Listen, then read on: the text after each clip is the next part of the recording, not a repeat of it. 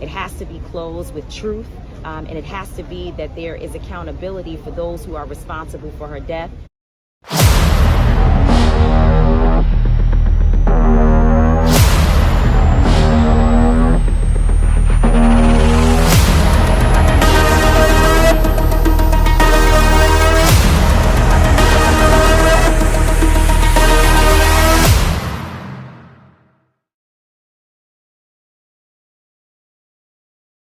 Hey Boujee True Crimers, and welcome back to another episode of Evil Strikes. I am your host, Boujee Hustla, and this is a Boujee Hustla production.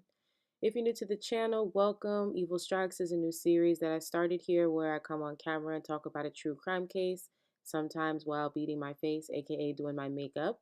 However, today there is no makeup, just another update to the case that I previously uploaded about Shanquella Robinson. So before I get into that, clearly you're into true crime, so make sure you join the rest of us here and subscribe to the channel because there's plenty more cases on the way. Now, today's video is just going to be a quick short one. This is an update on the case, more so just sharing some light on what's going on now with Shanquella and her family. So since the story blew up, and they have extradited the body back to the States. They are now holding the funeral for Shanquella.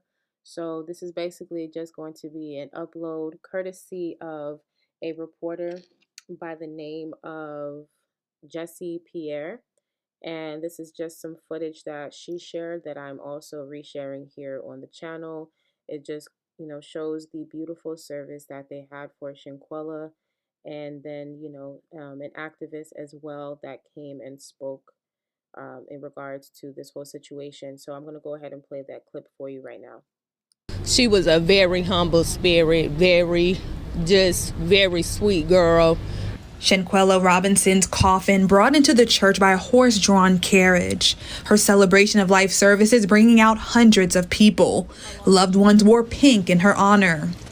Danny Griffin, a family friend, says she'll always be remembered as a kind soul and daddy's little girl. Sometimes a daughter just don't do wrong in front of her father's eyes and everything, and she was the twinkle of his eye.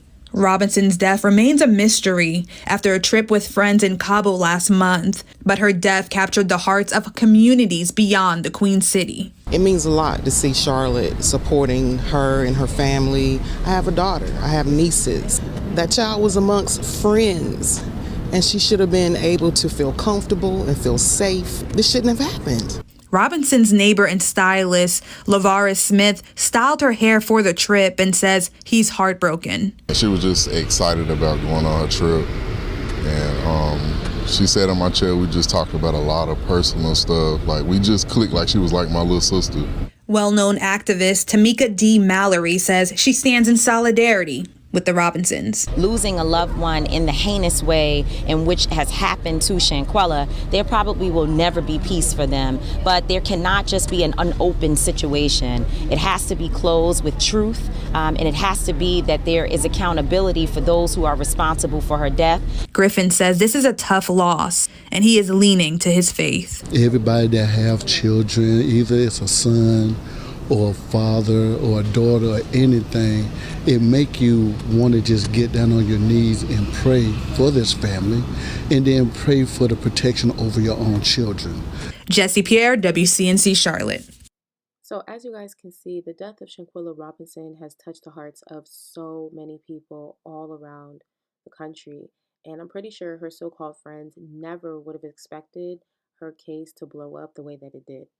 And I know a lot of times we blame social media for being toxic and just very unproductive, but when we utilize these tools for the greater good, you get results like this, which we probably would not have known anything regarding the trip otherwise, which points us in the right direction. We're literally becoming our own investigators.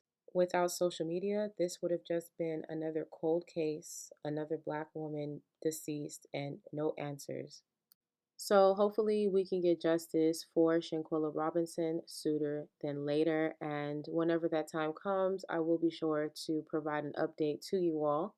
And just as a friendly reminder, if you have a case that you would like covered, all you have to do is go to the description box, click the link, which takes you to a Google form, and you simply just fill out that information.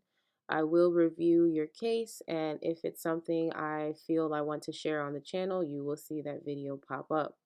So I do want to thank y'all again for coming back, and don't forget to subscribe, share, like, and I will see you on another episode of Evil Strikes. Take care and be safe out there.